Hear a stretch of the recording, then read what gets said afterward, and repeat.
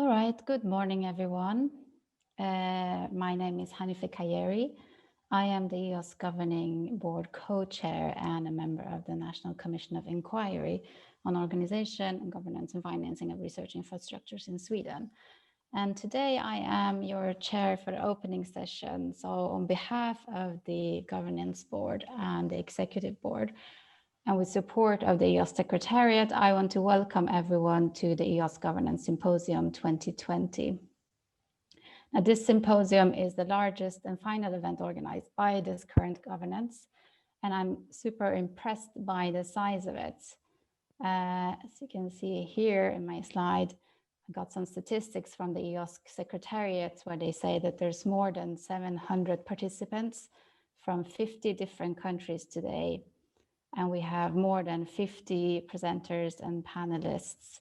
So I want to start by thanking everyone, all the panelists and all the participants for attending this very important meeting that marks a big milestone in the history of EOSC. I'm very proud that this community has been able to continue their hard work and organize this event despite the ongoing pandemic in the globe today. Now, in the previous years, we've had the EOSC Stakeholder Forum, where the EOSC projects have been showcased. But this year is a bit different because EOSC is going through a change and it's becoming a partnership program for this next phase in the new research and innovation program, framework program. So the EOSC stakeholders, we know that they've all worked extremely hard this past 2 years to bring this new phase into reality. And the stakeholder conference will be held later this stage, and it will be organized by the new governance of EOSC. Now, our current event focuses on the governance of the current, the event today focuses on the current governance work, and the transition to the next one. And of course, during these 4 mornings or mornings before until lunch, we will see the event analyze the progress of EOSC after the 2 years from its official launch and focus on the added value of EOSC to the scientific community. But before we continue, I want to go through some housekeeping rules for the event. So it's being recorded in its entirely. So the link of the full recordings will be shared to the participants afterwards. All the presentations will be made available online at EOSC Secretariat's website. And please don't activate your microphone or video unless the host gives you permission. Now, if you don't see the buttons at the bottom of the Zoom window, please just move your mouse to that window and the buttons should appear. And if you experience any bad quality in your audio, just please try to switch off your video to save some bandwidth. Now, if you want to interact with the meeting, for example, asking questions, you can raise your hand by pressing the blue hand button and the chair of the session will give you the word when it's your turn. When you're finished with your intervention, please lower your hand again. And if you want to ask any questions, please use the Zoom chat or Slido. Use the code #EOSC Symposium Ask 19 OCT October, as you see there. Now, if we look back in time where we started, if my slides can work, oops. This is a photo of the first EOSC governance workshop it was a workshop organized in Munich between the governance board and the executive board.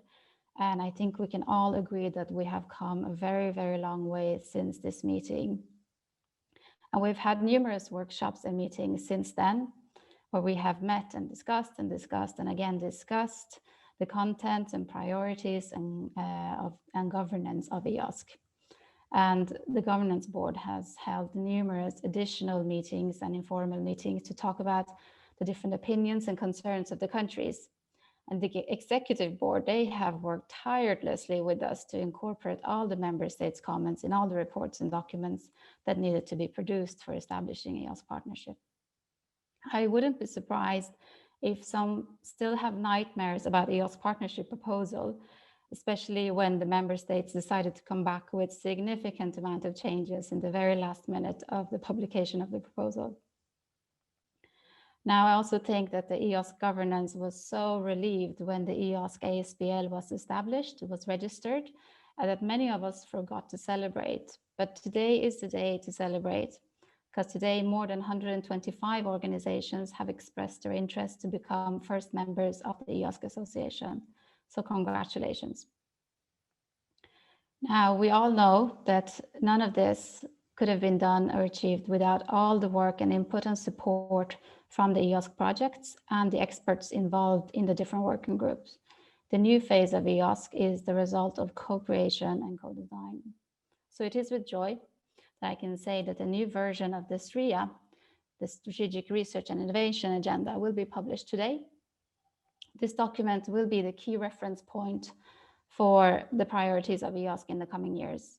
So big thanks to you for all the contributions. So quick overview of the program this week. Today, there will be an update on the EOSC European Partnership and Association, including interactive discussion on the results of this RIA consultation. Tomorrow, we have dedicated sessions on how EOSC is supporting COVID-19 crisis management, and this session will highlight early results, challenges, and future developments of the European COVID-19 data platform. Later this week, we will see presentations on the current framework to implement EOSC. For example, EOSC technical architecture, interoperability framework, including implementation of FAIR principles, rules of participation, business models, and the objectives for skills and training and rewards and recognition. And throughout the week, you will see presentation on the outputs and contributions from the EOSC Secretariat's co-creation projects. I also want to highlight the EOSC clinic sessions.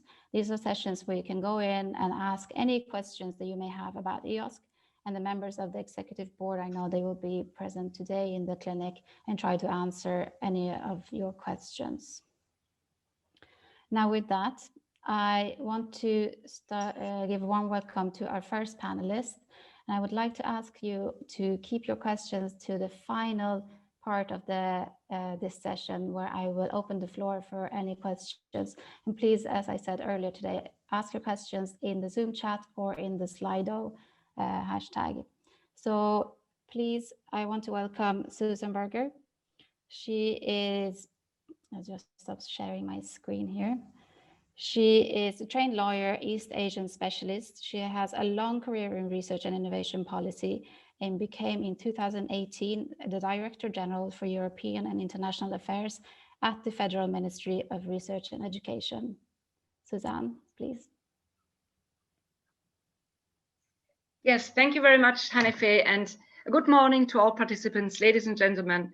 It's so good to have you all here. It's a tremendous number that has joined us today, and I'm really happy that this conference can take place, although I must say, as German presidency, we would have loved to welcome you all in Berlin. Things have changed tremendously since the beginning of the year, and our presidency will be a physical, hybrid, virtual one. But one advantage we have, a remote meeting, is the chance that much more participants can join. And that over 100 participants are joining today is really, I think, a big success. As a political project, I have known and followed the EOSC development since its beginning in 2015. We had a very, very good ministerial meeting in the Netherlands, where the kickoff starting, where we started the thinking of this project. And so thanks to the Dutch colleagues still, because they were those who pushed this together with the Commission and other member states.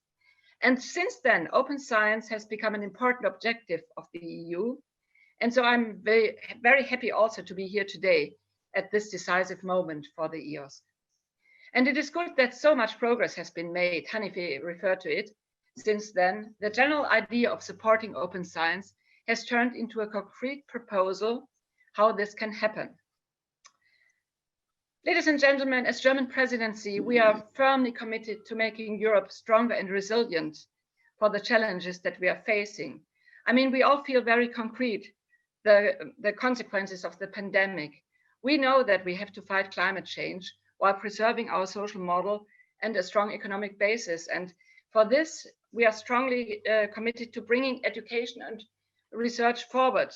They are most important for innovation, evidence-based democratic decision-making, trust, and European sovereignty. And I will just shortly tell you what we are doing during our presidency to deliver a number of building blocks for this development. Firstly, and this I think is the most important also for many of you, we want to push the negotiations for Horizon Europe forward. Our aim is that we can start Horizon Europe early in 2021, and the Council at least has delivered. We have delivered a general approach, and now it's up to the councils, the heads of states and the European Parliament to find an agreement over the MFF. And after that, we can find an agreement with the Parliament about Horizon Europe. And we are really strongly committed to finish this still during this year. Our next big project in research is developing a council position on the new European research area. You have seen probably the communication of the European Commission, and we are working on council conclusions that stress deepening the European research area with good framework conditions.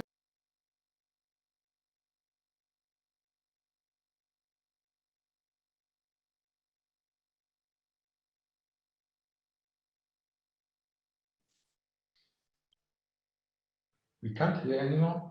I think we might have all lost sound. Yes, Susanne, She's mute. Susanne is mute. we cannot hear you. Oh, sorry, now you can hear me? Yes. Yes. Okay. So the European Open Science Cloud itself is an important project in many of these fields. And the overarching project to move science into the digital world, to develop a new and adapted way of dealing with data, to improve science by making research results better and fast available. And COVID-19 crisis has shown how important this can be. And to all of this, we are sure that EOSC can make a very good contribution. Therefore, the German presidency is interested in and committed to make the European Open Science Cloud a successful partnership. And this conference, we think, is an important building block as it helps to shape the strategic research and innovation agenda and the work plan. We have and we will continue to work for developing a good governance of the EOSC in the present governing board, in the future steering board, and through our scientific organizations that are members of the EOSC Association. Ladies and gentlemen, what we do on European level is strongly linked is what we do on national level. And therefore, I'm happy to give you a small glimpse on our recent developments in Germany.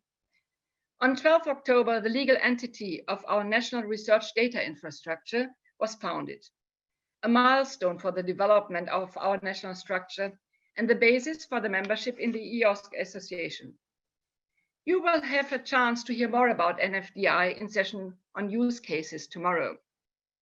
And also since October, we have an action plan on research data, which is an outline for many initiatives we want to start in the next future.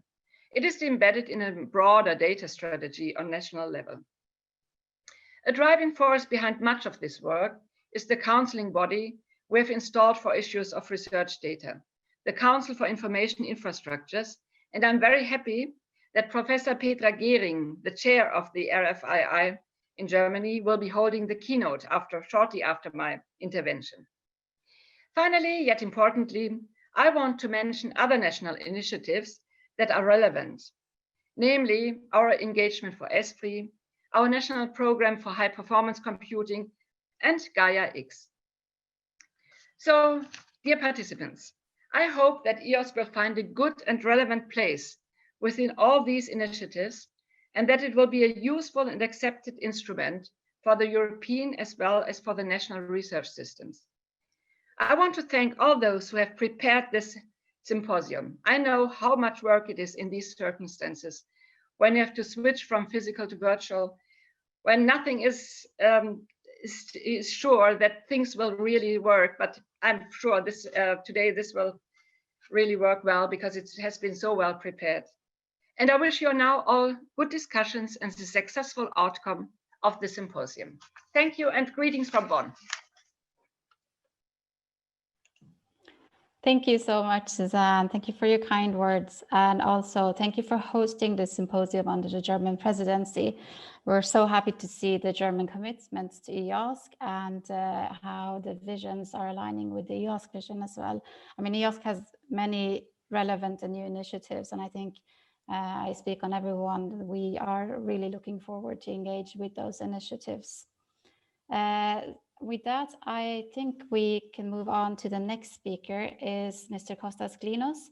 He's the head of unit for open science at DG RTD in the European Commission. Kostas? Yes, good morning, everybody. Good morning. Good morning, Hanifeh. It's my pleasure to be here.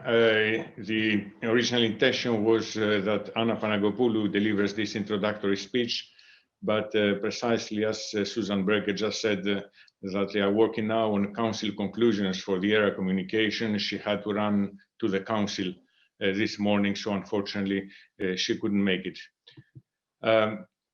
Let me start by expressing my sincere thanks to the members of the EOSC Executive Board, the Governing Board, and the EOSC Secretariat, who have developed a very attractive program for this symposium and adapted also its structure to the difficult conditions that are being imposed to us by the pandemic. During the next 4 days, we'll take stock of lessons learned from the first 2 years of EOSC implementation, and we'll also discuss the orientations and priorities for the next phase, which starts in beginning of 2021. When it comes to assessing EOSC progress, there are 2 immediate questions that come to my mind.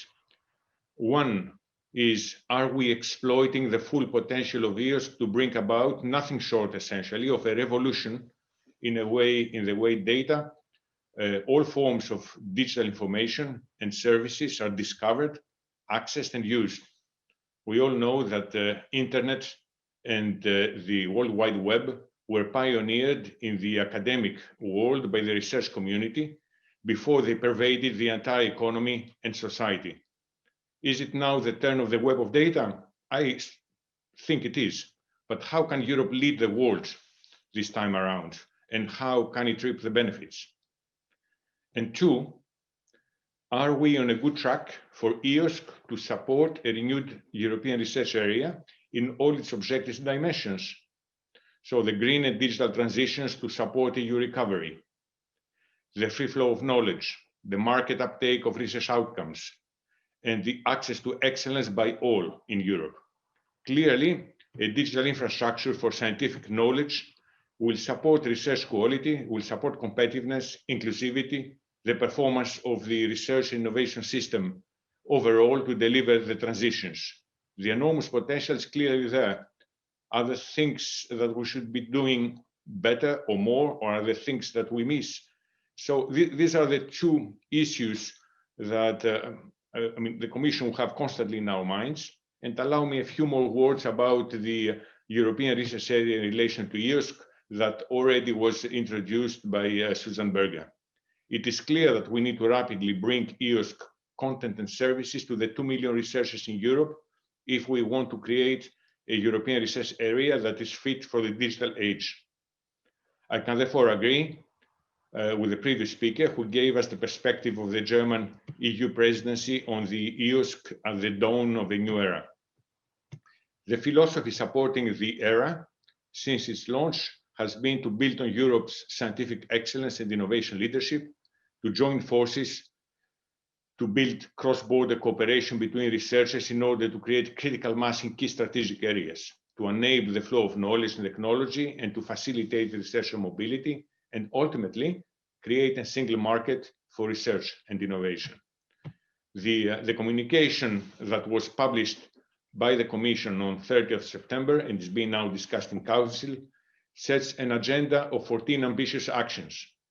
Among these actions, it stresses the importance of open science as a new paradigm of carrying out research, to increase the circulation of knowledge and technology, to open collaborative work and the rapid sharing of research outputs, essentially, ultimately, to increase the quality of research to increase creativity of researchers, but also to increase the trust between science and society. The communication highlights specifically the role of EOSC and of European research infrastructures to drive a well-functioning and well-connected European research ecosystem. Action 9 of the communication recognizes the unique function of EOSC to provide the commons of fair data and services for science, where EOSC shall grow into a trusted data space for research and innovation in Europe that will be articulated with sectoral data spaces and connect with the wider public and private sectors. And then Action 10 specifically targets the development in the ESFRI context of a world-class research infrastructures ecosystem that is able to deliver on EU's broader policy priorities. I cannot finish this introduction without expressing my satisfaction for what has been accomplished so far. EOSC has developed from, as Susanne Berg also said, from an initial idea in 4 or 5 years ago, has developed at an amazing pace recently, especially since its launch formally in Vienna 2 years ago, and especially in the last 12 months. Frankly, I'm impressed by the amount of work and the pace at which EOSC has progressed. So today we have more than 50 Horizon 2020 consortia representing hundreds of organizations across countries and communities that are helping to prototype EOSC in its initial phase. The interim EOSC governance that is running from 2018 to the end of this year, 2020, is delivering all accounts. Its 2 boards, assisted by the Commission and by the EOSC Secretariat, are finalizing at high speed the strategic orientations that will govern the EOSC after 2020.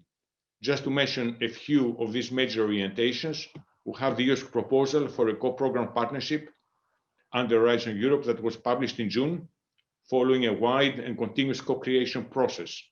The outcome is an agreed vision with strategic and operational objectives to be achieved by 2027. We have then the new EOSC association that was set up in July as a Belgian AISBL. This association now aims to become operational by the end of this year. We heard from Hanifeh earlier on that there are already 120 candidate members, and I'm sure there will be many more.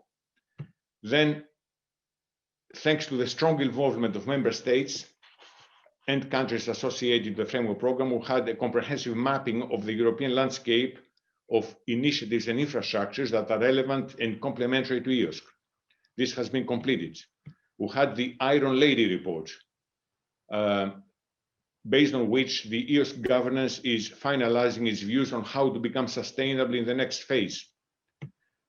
We had a public consultation during July and August that has allowed to collect wide feedback on priorities that should influence the future EOSC strategic agenda.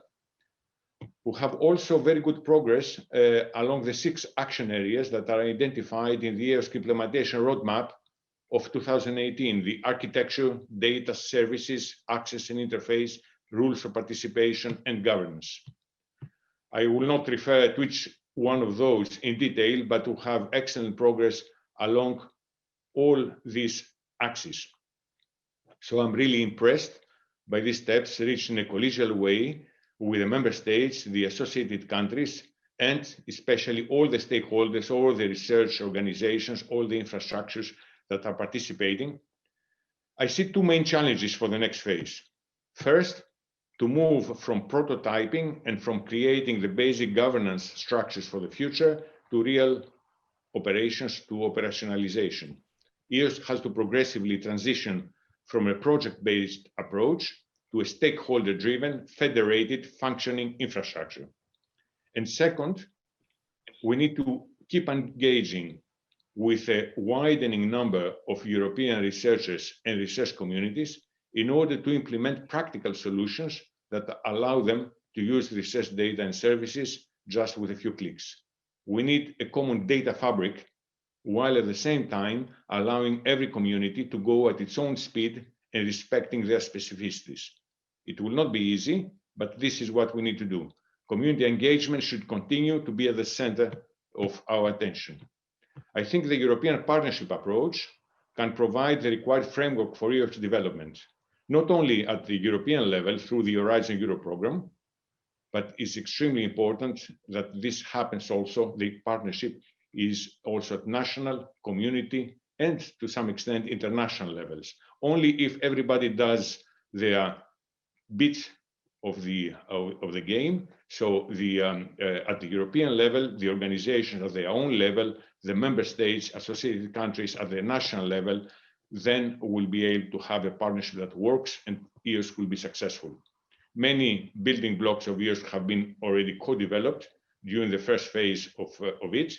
Now let's transition to the second phase where these blocks can be assembled, integrated to provide an open science commons that serve all European researchers and beyond. Thank you very much for your attention. Back to you, Hanifeh. Thank you, Kostas, and thank you so much for putting EOSC into the bigger context of the visions in Europe and the societal challenges that we are facing.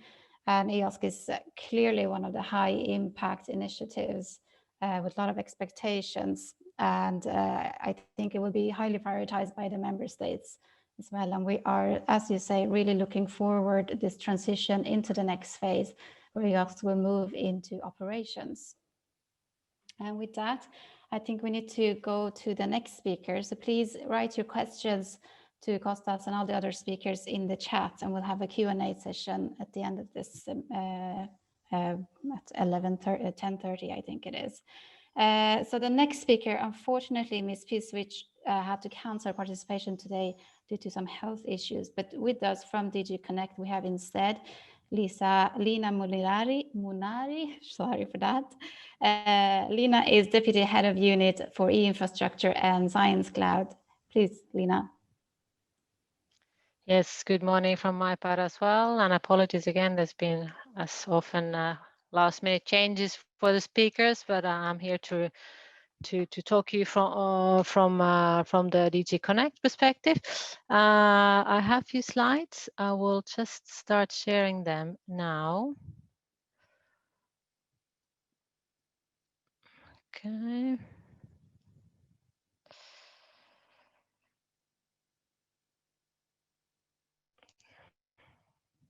Second, I'm trying to, okay, here you go. Just confirm that you can see the slides. Yes. Yes, very good. Okay. I'll just hide this. Okay, so from my perspective, well, I will talk you a little bit through, as you know, at DG CONNECT, we are recently, obviously, we've been very much part of the EOSC governance executive board discussions, but traditionally we've been more on the infrastructure side of Horizon Europe. So I'd like to give you a little bit of an overview of some of the policies that are current and that obviously we see also binding into EOSC and in its future operational context, so to say. So just to remind you a few of the priorities of the Commission that we share, of course, European Green Deal, Europe fit for the digital age, a stronger Europe in the world, an economy that works for people, promoting our European way of life, and a new push for European democracy. From the Commission point of, or from DG CONNECT's point of view, and from EOSC point of view, clearly we are aiming at several of these key policies, more stronger than probably the others. And I would like to show you some of those that are sort of very close to our heart, and we see also with direct relevance to what's happening in the EOSC scenery. So we have the digital strategy, as you know, was adopted in 2020. We have industrial policy strategy, which links very closely, obviously, to our data strategy. We have European Green Deal, which is one of the key priorities, especially after COVID-19. It's been reinforced as one of the volets of how to get Europe out of the crisis, together with the digital. Euro HPC strategy, very important, you know, the very concrete things are happening in that front. And finally, data strategy, well, which is part of the digital strategy, but a strategy on its own.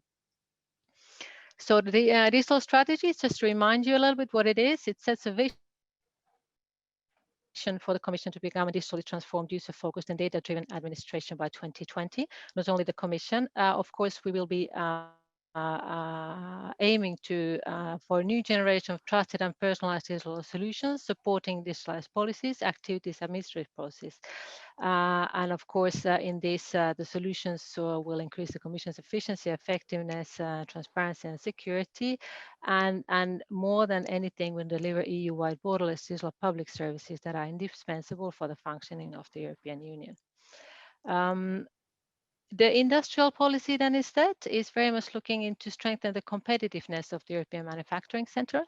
And main goals include the transformation and modernization of European industry. And in order to achieve them, the developments in all related EU policy need to be taken into account, from digitization, innovation, to trade, to energy, and from environmental targets to access to raw materials. As you know, many of the researchers in Europe are, of course, working very closely with the various private sector and industrial actors. So we don't see it as, even though it's a specific strategy, industrial policy is still one of the cornerstones of European economy, and as part of it, the support for strategy. I see that my internet connection is a little bit unstable, so I will stop my video. So European Green Deal, in order to become the first climate neutral continent by 2050, the Commission has presented the European Green Deal. Sustainable green transition is very much at the heart of our activities. And to do that, obviously, we are very much investing in cutting-edge research and innovation.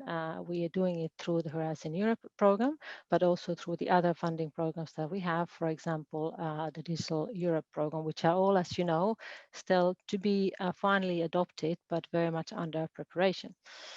And in order to support the investments in green technologies, the Green Deal can be a new EU growth strategy, and obviously crucial to its success is the involvement and commitment of the public and all stakeholders. Last but not least, the European HPC. As you know, we are in process of procuring world-class supercomputing infrastructure and creating this competitive innovation ecosystem for supercomputing technologies, applications, and skills. And in the next years, the objectives are to acquire the 2 exascale systems for networking and coordination of the HPC competence centers, and give support for the first hybrid HPC quantum computing infrastructure in Europe. And that, of course, in the context of the other digital priorities like AI, cybersecurity, and digital skills. And this is these figures obviously are all a little bit still not confirmed, and they change as we speak. But the major part or there's a major input in HPC in the future Digital Europe program, and complemented by research and innovation actions in the Horizon Europe. So data strategies. So single market for data, we've been talking about that for a while. The idea is that the data can flow, of course, within the EU and across sectors for the benefit of all. We are very keen on maintaining European rules, in particular privacy and data protection, as well as the competition law have to be obviously fully respected. And the rules for access and use of data will be fair, practical, and clear. And as you see, this is something which is very, very close to the heart of EOSC and the data commons that we are aiming to create in order to promote open science. So here, in the bigger context, we see the closest link, obviously, for our EOSC-related activities. And the creation of the common European data spaces, which is in the pipeline, is one major endeavor. Our previous speakers have been talking about the national or European-wide initiatives that initiate from member states like Gaia-X. So this sort of coordinated approach for this data interoperability and creation of these data spaces and having access to these is of course very much at the heart of the European data strategy. So talking about what is coming next? You know that our Commission obviously is very much in advanced or is advancing in the preparations of the next Horizon Europe work programs in all areas. In the areas of which is probably of primary interest to this audience, the research infrastructures part, and which used to be eInfrastructures. It has also used to have a separate section on eInfrastructures. Obviously, things are not finally set in stone. We are in progress, especially in relation to EOSC. We are looking very closely what is happening in the discussions on the strategic and research and innovation agenda, has been mentioned. This is our future guideline of the funding priorities.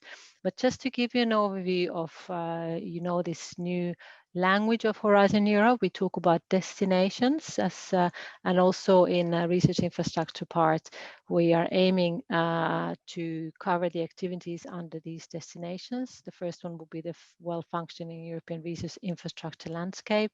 Second one would be enabling an operational, open and fair EOSC ecosystem with all the right keywords, as you can see. Research infrastructure services to support health research, accelerate green and digital transformation, and advance frontier knowledge. A destination on next generation scientific instruments, tools, methods, and advanced digital solutions. And last but not least, not to forget about network connectivity, which would be the enabler and has been until now for collaboration without boundaries, so that all our researchers are actually connected through high-speed networks and have also the services that will enable collaborative research in Europe and beyond. So some samples of the focus, we are advancing and focusing of the next work program, but we always do a little bit longer term projections. The operational EOSC for fair research data commons that will be, as I would like to recall one more time, very much in collaboration and in close alignment with the EOSC partnership proposal, the following SRIA, as we like to call it, the Strategic Research Innovation Agenda, and its priorities. We have still time.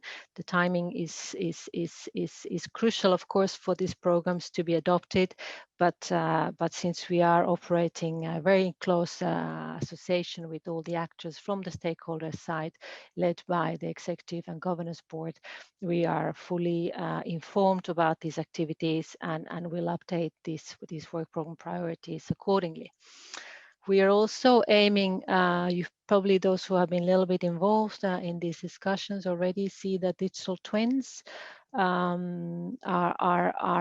it's not a new concept, but we are also aiming to bring this under the umbrella of research infrastructures, so that the research infrastructures and the researchers would be able actually to have access for modeling and simulation of these ultra complex phenomena, which we are dealing these days and for which technology these days exists. And as I said, the faster, resilient and secure connectivity for supporting the scientists with close to real-time applications and worldwide effective collaboration of virtual communities is something that we have been funding and we will continue steadily fund in the future as well. Regarding the EOS core infrastructure and services, as we like, those who are more ingrained and have been also probably participating in the consultation process that was launched by the EOSC Secretariat on the SRIA. You are familiar with the EOS core, with the EOS exchange, with the minimal viable EOSC, etc. So in order to align with those objectives, we're aiming to provide, and this please bear in mind, we're talking about the work program 21-22, which would be operational as of 23. So we're always ahead of time because we are drafting and planning the activities several years in advance. So you have to, in your mind, project yourselves a little bit towards the future and think of in terms of in 2023, what could be then the state of EOSC in order to be supported by these activities that we are aiming to with this current work program. So operational secure cloud-based EOSC infrastructure, which would actually really provide the professional services and a superior user experience. You know that there have been very many projects. We have recently selected a new major flagship to continue the work that we've done in order to support the service provision and the federation of these data infrastructures in Europe. The innovative model of customizable and composable services will continue to be part of what this infrastructure would be able to carry and offer and support. Data and service communities aligned in terms of standards, of course, subdomains, domains, and interdisciplinary levels. Establishing also links, as I said from the beginning, with the Common European Data Spaces, European Cloud Federation. You know, there's a joint declaration which was approved last week by the Council. EuroHPC, and then of course the member state-owned initiatives, or well, these days they start to be much more of a European initiatives, as I mentioned, Gaia-X, which was initially national, but now several member states have joined, so it becomes a European initiative. And then we'll see, of course, that we would aim to provide an infrastructure which will be very flexible. Infrastructure as a service, platform as a service, software as a service would be those modalities on how to ensure this flexibility of this future EOSC operational environment. We're talking a little bit about how to do it. We are thinking of going from grant-based procurement or grant-based funding into more towards procurement. Why do we do this? Because we think that procurement is something that would deliver a more exact and professional and industrial level products, so to say. We have invested already over 30 million to a single project which has been developing the service platform.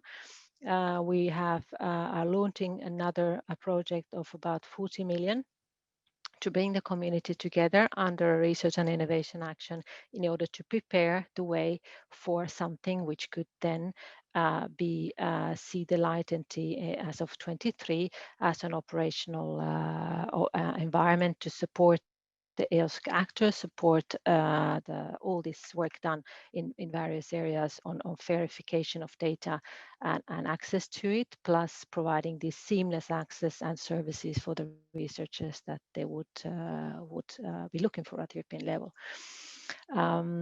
And this, of course, in close collaboration with the newly established EOSC Association, which we are also very happy to have seen happening this summer after long discussions. Congratulations. And EOSC entire community under the EOSC program partnership, which is in the pipeline, together with the representatives of the member states involved in the governance of EOSC. And with this, next steps, previous speakers have already said, we are still in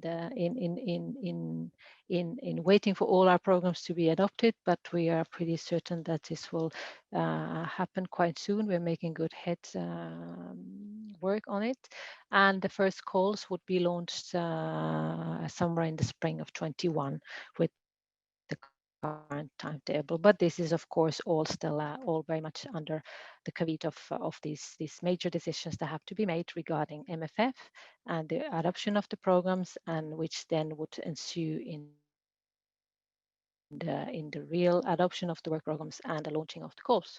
So thank you very much for your time. I stop here, and I'm happy to take some questions if you might have some afterwards. Thank you so much, Liina. And it's very, very interesting to see how did you connect couples EOSC from everything that goes from the Green Deal and the European strategies and all the way down to all the initiatives that you are planning for the next framework program. Thank you so much for that insight. So before we move on to some questions, because I see in the chat there has been some questions, we have a final speaker for this session, and it's Professor Petra Gehring. Petra is a full professor in philosophy at the Technical University of Darmstadt. Her scientific work focuses on philosophy of technology, biotechnology, digital technologies, methods of digital humanities, and forms of judicial and ethical normativity. Today, she will talk to us about sustainable digital infrastructures, a chance for research in Germany and Europe. Petra, are you here? Yes, thank you, Hanifeh. Good morning to all of you. And Sarah, first slide, please. Ladies and gentlemen, from its earliest origins, science has sought to create pathways that interconnect discoveries and deep wells of knowledge. Nowadays, the dream of seamlessly connecting the countless sources of new research has become tangible reality. The vision of an open science cloud for Europe was made public in 2016 as part of the Commission's European Cloud Initiative. Today, a good 4 years later, an EU partnership has emerged. From more than a dozen transnational projects, investments of more than 160 million euros, many meetings and intensive debates. In July 2020, a legal association was founded to bring the vision of a trans-European digital infrastructure for data-enriched research into reality. But of course, the EOSC did not come out of nowhere. It builds on trans-European academic infrastructures which have grown up over the past 30 years with EU support. The journey started with the early interconnection of the EU 15's national research networks, expanded later to include the EU 13. Along the way, a long tradition of European cooperation in the field of high-performance computing and distributed scientific computing with grid, praise, and more was important, as well as the mapping of jointly operated research infrastructure landmarks by the European Strategy Forum for Research Infrastructures, ESFRI. Fields such as the life sciences, physics, and social sciences have blossomed from gaining access to world-class infrastructures in Europe. Valuable experience was also gained in setting up these structures. In building the EOSC, we are faced with an even greater challenge beyond the convergence of existing joint infrastructures. The aim is now to include a pluriverse of myriad sources and types of data with tailored data services by domain, which are mostly located on the national level, along with their very heterogeneous user groups. EOSC as a dynamic network of data services must also be sustainable. The group of countries and peoples, Europe, who are supporting this vision want to be certain of its long-term success. Next slide, please.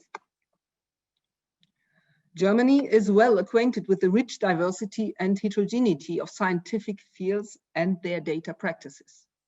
Here, in fact, the plurality of scientific infrastructures at national level is enormous. In 2016, the German Council for Information Infrastructures, RFII, published a position paper on structures, processes, and the financing of research data management in Germany. I quote from this paper.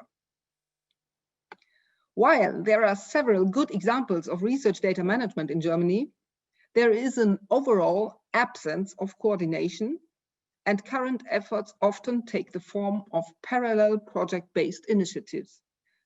Universal access to services for data management is lacking, as the key players are individual institutions and organizations, and their efforts suffer from limited financing and/or excessive niche focus.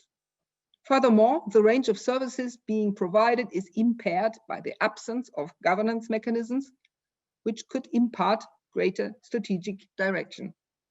In addition, there is a risk of international competitive disadvantage for Germany due to unresolved issues in the domains of quality assurance, legal compliance, data privacy, and data security. In this way, there is a clear need for action in a variety of areas. End of quote. This situation had to be addressed by new thinking and concrete proposals. Not in theory. That was clear to everyone involved. Great concepts such as European data area, or guiding metaphors, network, platform, federation, can be quickly found. But what we needed was to tackle a long-standing deficit. Not easy in a federal state like Germany with its pronounced multi-level system, which is also reflected in our science system.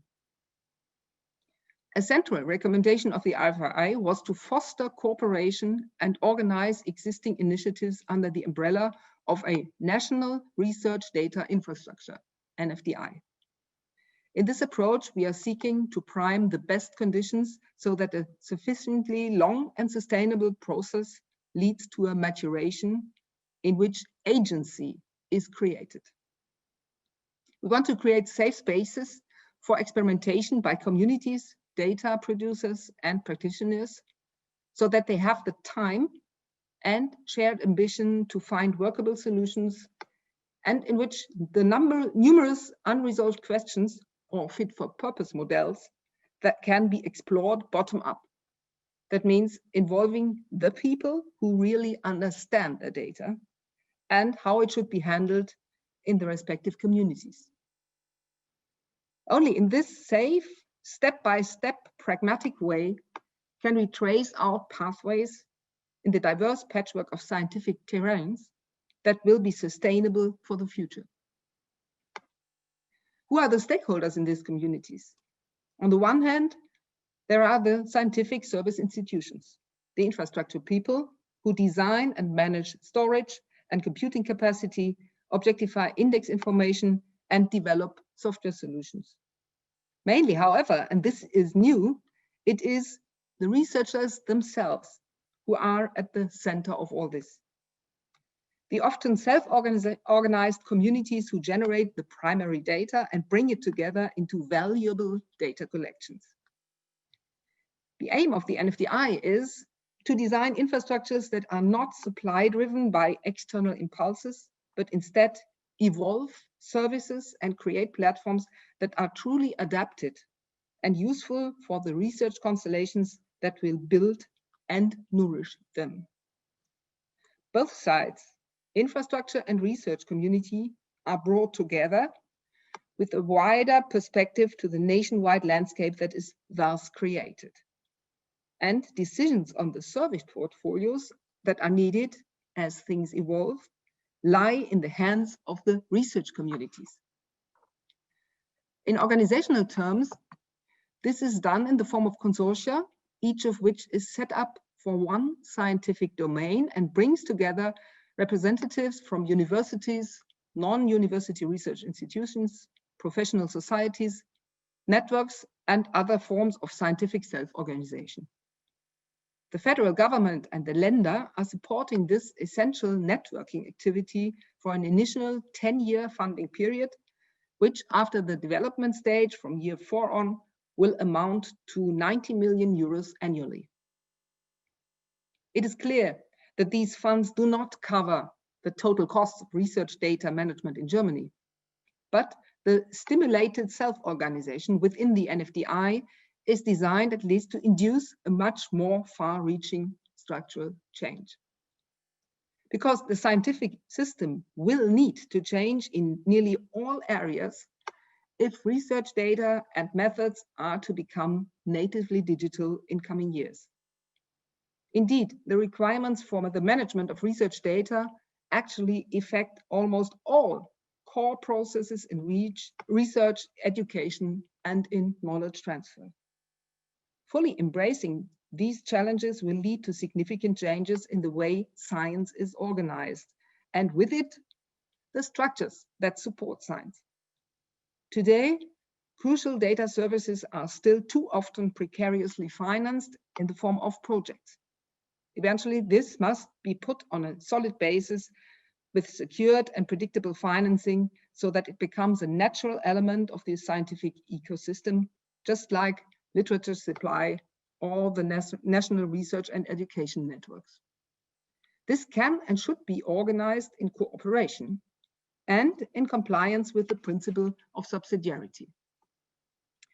The EOSC is also striving for this.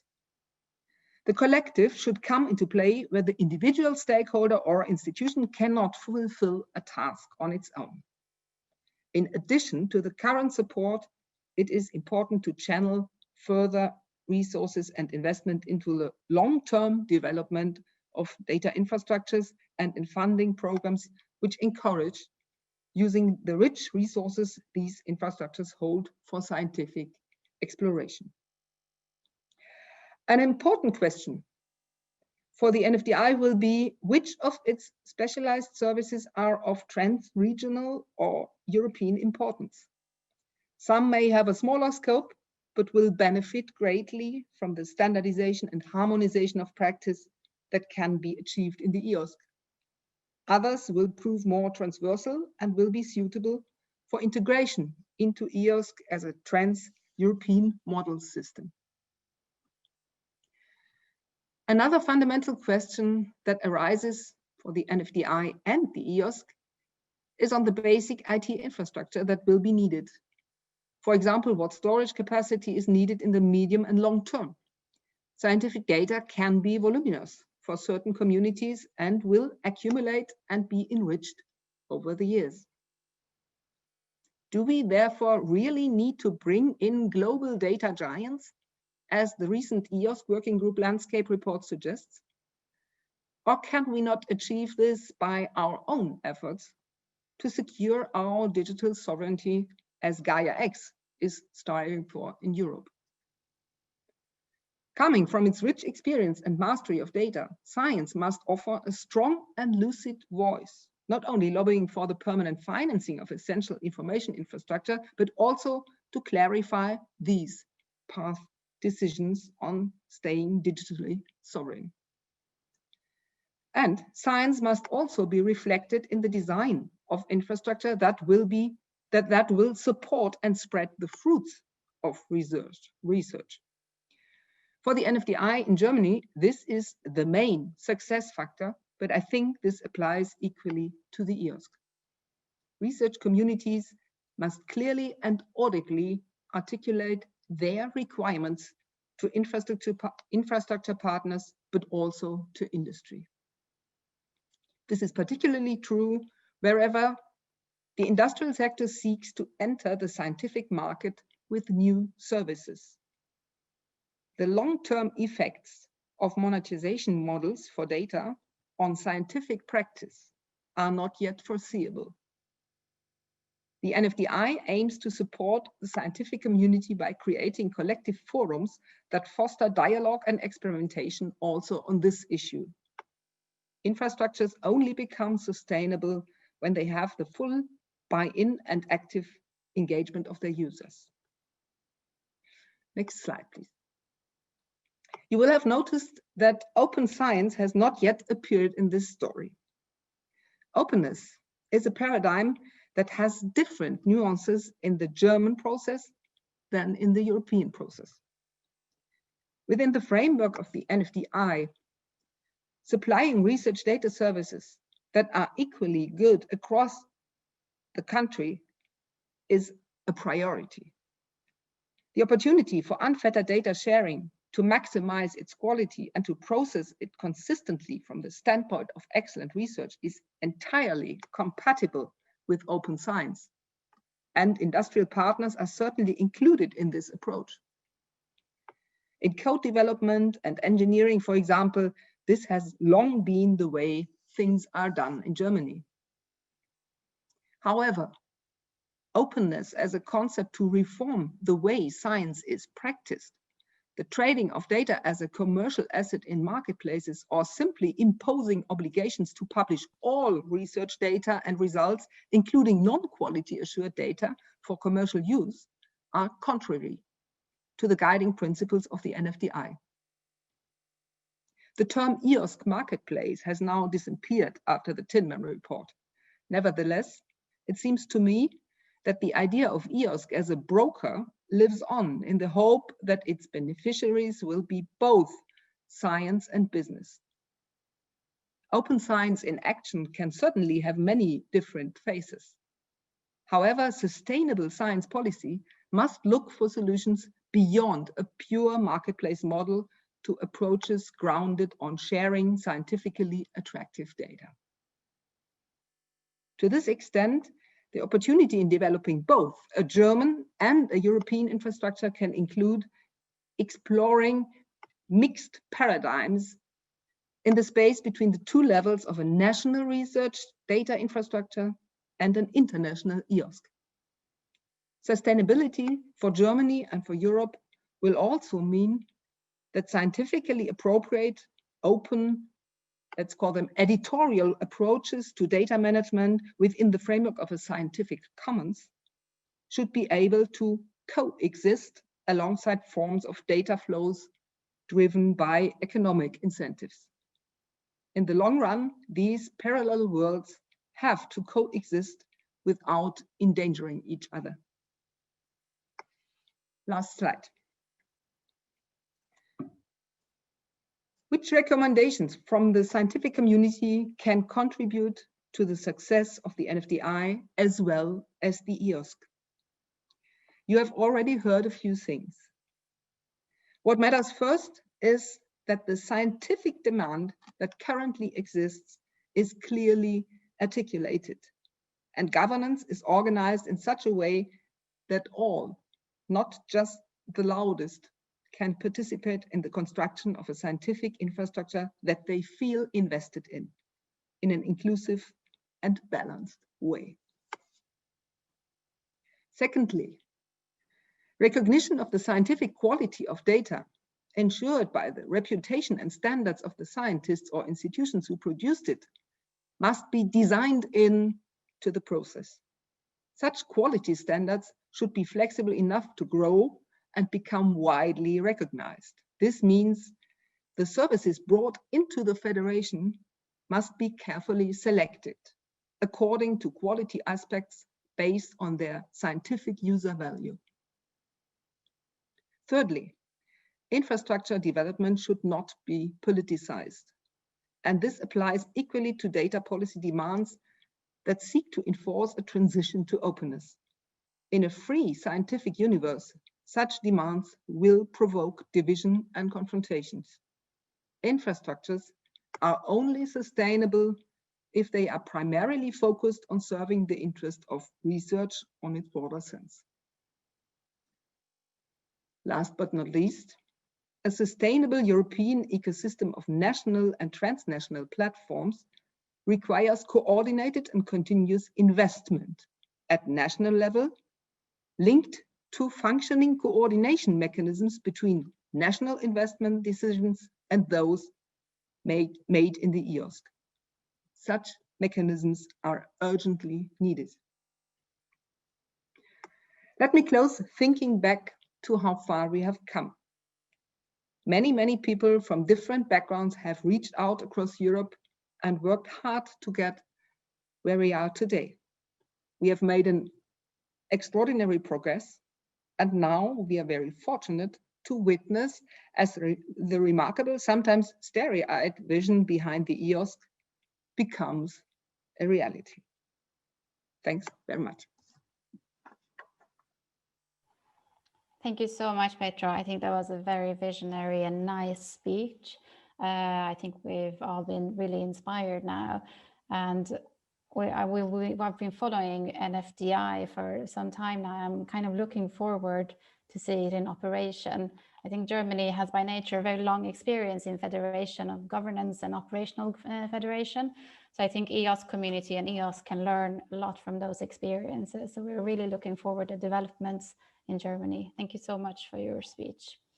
So I think we've come to the Q&A session, and I've received some questions. So the first one is a question about, I think perhaps Petra and Liina can comment on this one. It's what is the relationship between EOSC and Gaia-X? Does anyone want to volunteer first? Well, I would probably let Petra to give the first answer, because then I base my answer on what she's going to say afterwards. I would say this should be a topic or an issue that Susanne Berger could comment on.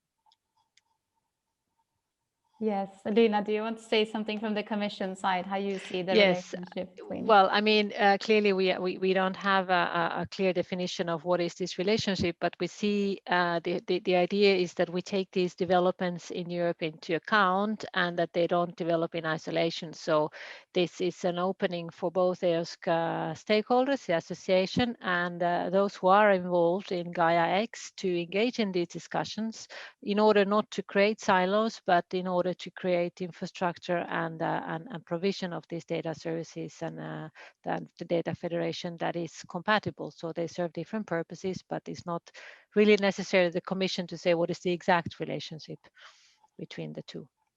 Thank you so much.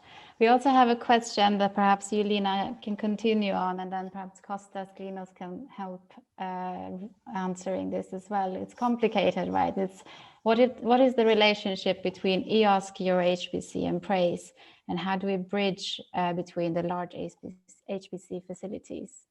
Yes, I mean, I can probably start with that. As you know, EuroHPC currently the governance structure is the joint undertaking. Those who are involved is probably in this room, even in this panel, probably know more than many of others how it works. Currently EOSC and EuroHPC, obviously the HPC services that are provided at the moment, we don't foresee at this stage, particularly because both of them are at a very, very different stage of development. You know, we have it's an institutionalized, it's a company between the EU and the member states, which is providing for EuroHPC, whilst EOSC is very much a stakeholder driven and quite at this point loose enterprise, which is in development. But of course, to the extent possible, we would like to see the HPC services also to be available through EOSC and see how this can be made more seamless. You know that in order to have access to HPC resources, you need to apply for them, you need to book time, and it needs to be a little bit also seen in the future how flexible this HPC service offer can be.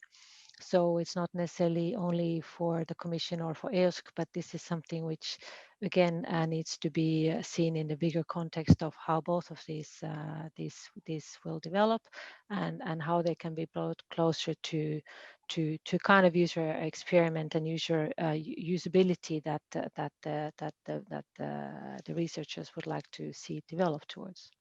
Yes, thank you. And I think, I mean, Kostas, perhaps you can comment on this as well. I mean, EOSC has synergies with many other partnership programs like the EuroHPC, but other partnership programs as well, right? Yes, absolutely. The EOSC is by nature a very much cross-cutting initiative. So with the EuroHPC certainly connected, viewed from EOSC point of view, the EuroHPC is a service. It's a very important service. It aims at providing in time exascale computing capacity. So it's one very important service that is provided along with other services. The way EuroHPC would manage data in the future should be compatible if they want to be synergetic with what EOSC develops. And on the other hand, EOSC should include EuroHPC with, as Liina said, with a clear interface seamlessly among its range of services. It's similar with many other things. It's EuroHPC, but it's also, I mean, there was a question about the digital twins. There are many other data spaces that are being developed. We have the health data space, for instance. We have the Blue Cloud about ocean data and so on. We have many others, several other areas. So across all those, EOSC should act as a federator, should act as something that standardizes them, makes them interoperable, and this will require cooperation on both sides. So from the EOSC side, to remain open to federate those, on the other hand, from the point of view of these other initiatives, to adapt to EOSC rules of participation and standards, so that we have a unified data landscape across Europe.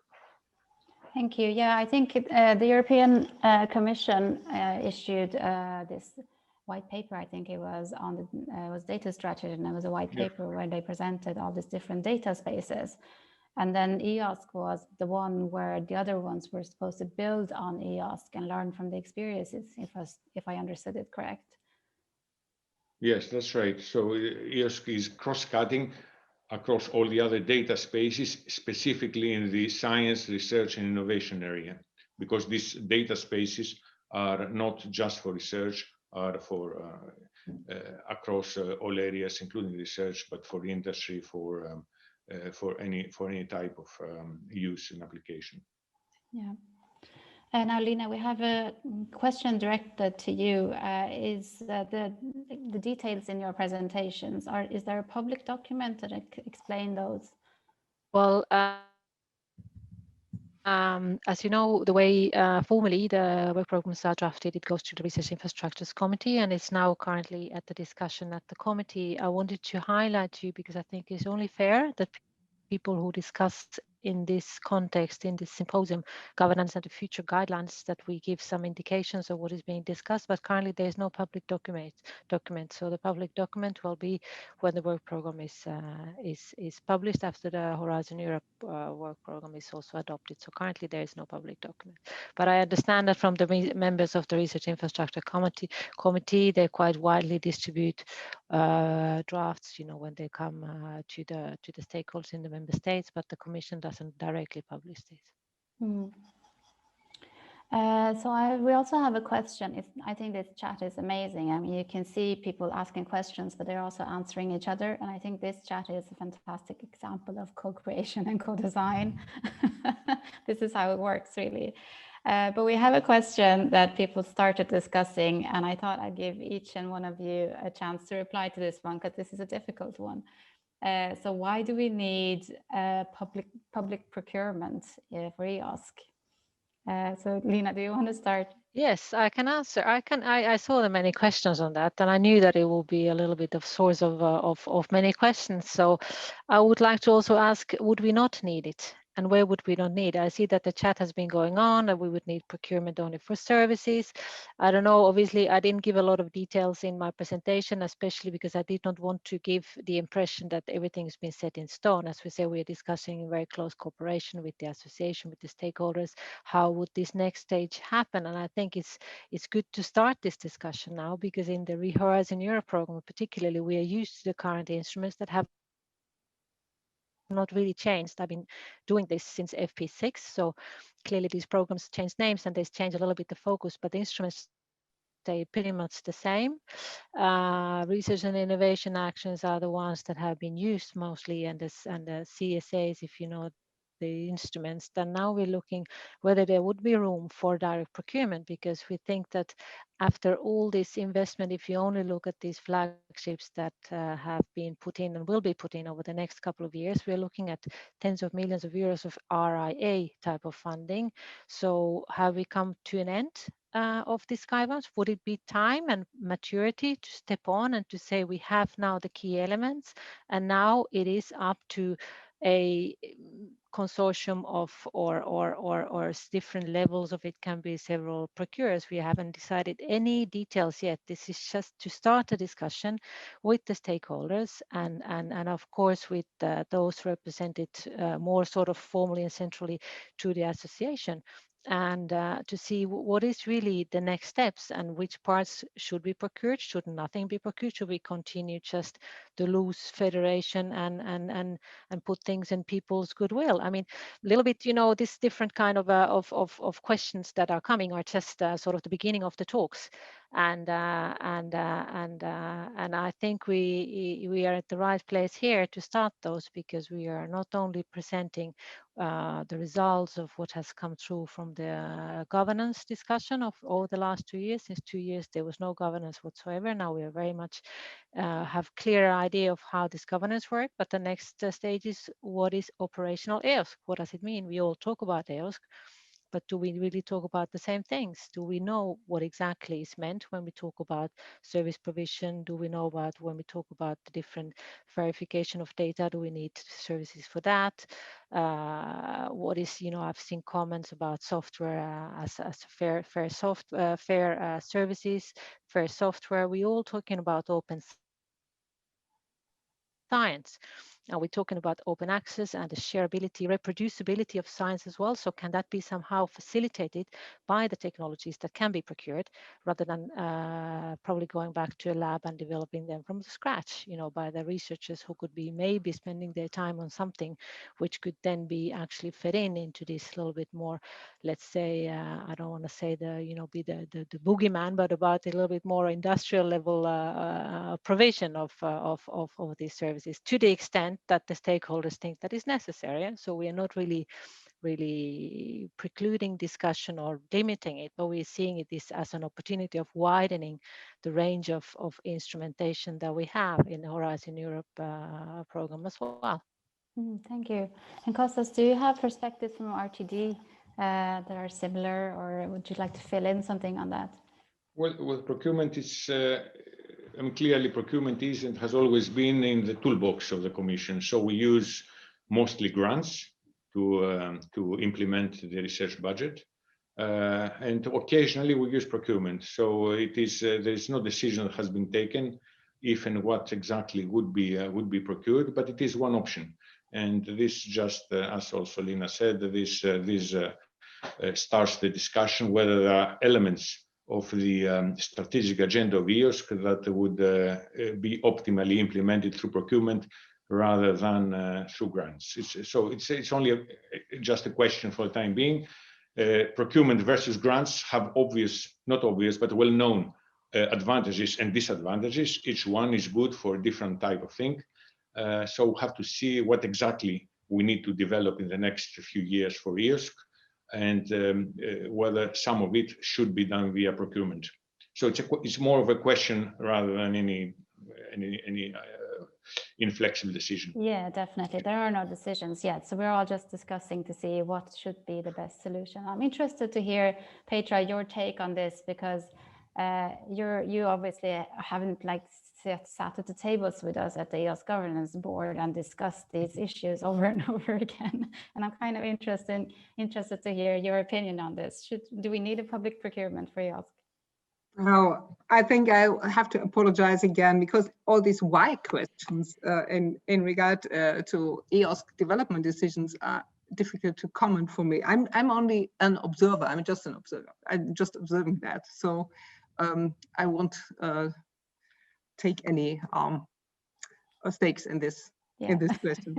Thank you. All right, we have a question here.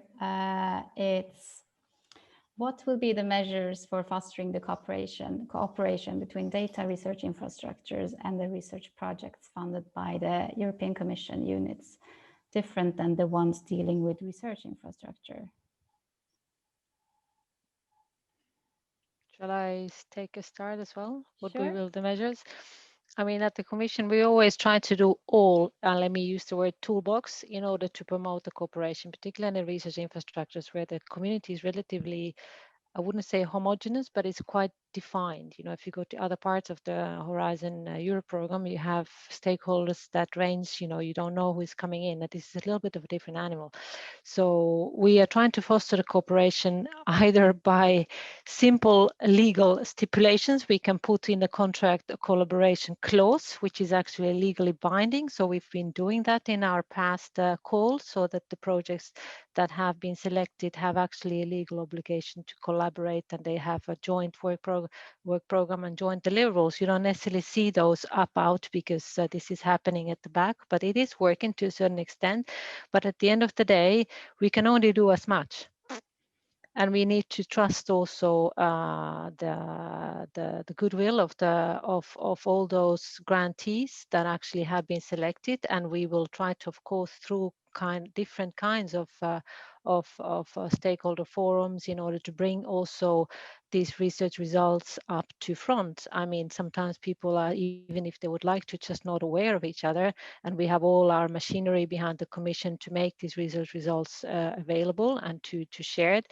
But we organize events to collaborate, we organize events to bring people together, and we do this also through this sort of joint collaboration agreements that are also bound also in the current call, which just closed, and the projects have been selected. The EInfrastructure 03 and 07 are all going to sign a mutual collaboration agreement, which is formal. But then the community is only as mature in to collaborate as it wants to be.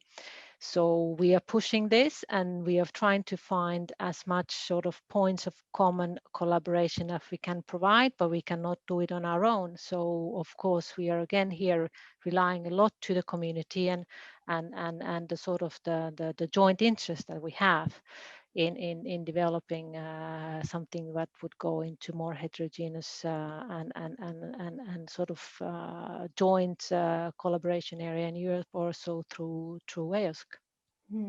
Thank you.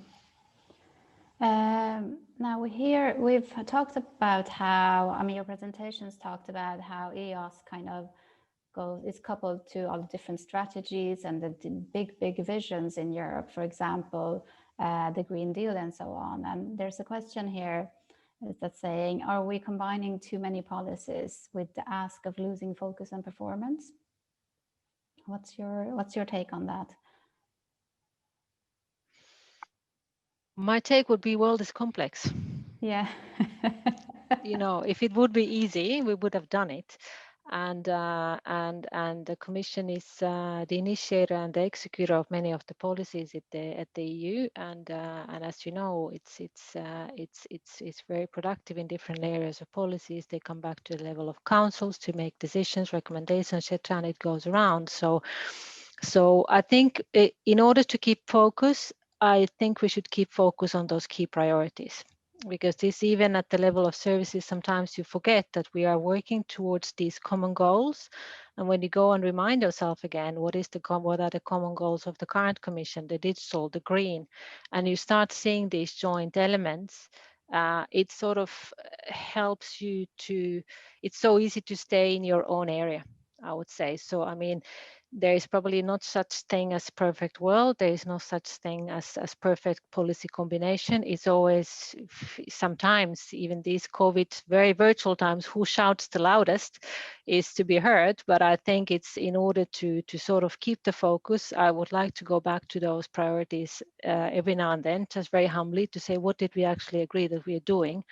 And then to see whether we are in line with those, because otherwise we do lose focus, and probably the outcomes, a little bit creativity, and of course a little bit of you know, co-creation is always something that's needed. We haven't said anything, you know, priorities change, you know, the world we're living changes as we speak. But I think, you know, those kind of 5-year priorities, it's sort of a safe guiding map or sort of navigation tool to say, let's try to link ourselves to this, and also ask the question from ourselves, how are we linking to this? Are we linking to these priorities, or are we doing something else, and could we do more? So it's a little bit of this reflection, I think, that has to be happen at every, well, I wouldn't say every meeting, but every now and then we need to go back to those in order to also to deliver on those, because at the end of the time, after 5 years, you know, we all be asking ourselves, did we deliver? And it's going to be late if we haven't asked those questions before. Yeah, I mean, it is a complex question to work with as well, because you need policy on so many different levels, and each topic or initiative needs its own policies in different levels. And I think the importance is that they don't go in different directions, because then you might not actually be achieving the impacts that you want to achieve.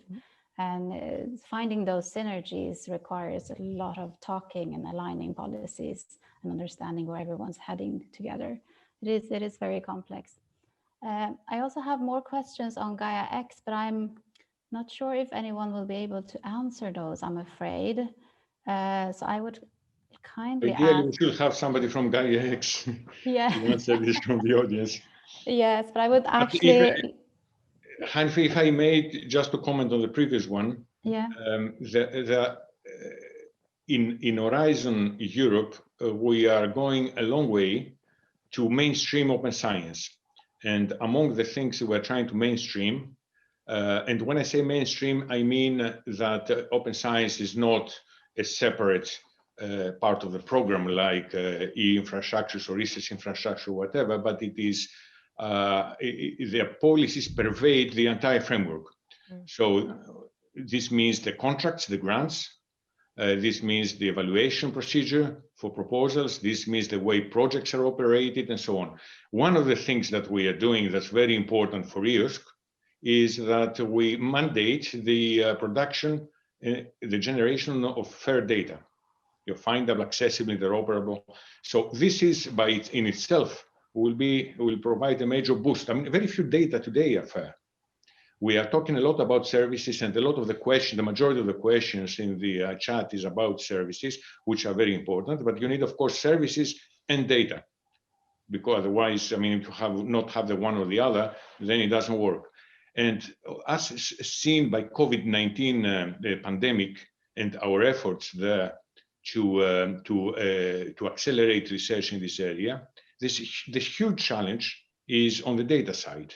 Yeah, we cannot bring together data needed to do proper research. It's amazing what's happening. So if you ask by discipline, I mean, how much, if you see how much of the data is fair, it's very little. So this, in the Commission, we try to do this in the future by mainstreaming, as I said, these approaches, these policies across the framework. It's very important that member states do it in their national programs. The majority of funding doesn't come in Europe from Horizon. It comes from member states, and it comes from the organizations themselves. And it's very important the organizations that, all organizations, and especially those that are members of the EOSC AISBL, the non-for-profit organization, also implement progressively policies for fair data. And then this will go a long way towards answering some of the questions previously, like the ones about the relation between research projects on the one hand and infrastructures like EOSC promoting the working with fair data. Yeah. Thank you so much, Kostas. I think that's very, very important point to make as well.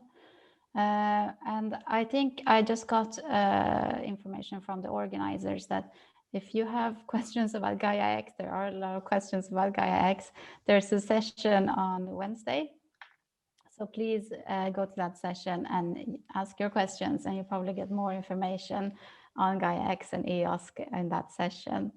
And I think I just really want to thank all the speakers today, all the panelists today. Buenas. I know you have, there's been some last minute changes in this schedule, and I think you've been very brave enough to come and talk to this crowd. This is such short notice. Thank you so much, Petra, for your insights. And please send our regards to Susanne Berger, who couldn't participate in the Q&A session. Thank you so much for hosting this symposium under the German presidency. Thank you, Kostas and Liina, and thank you all the participants. There is a break now. We have half an hour break, and at 11:30 there's a next session entitled called All You Need to Know About the EOSC Partnership, European Partnership and Association, and there will be an interactive discussion on the results of the SRIA consultation. So please stay tuned. Thank you.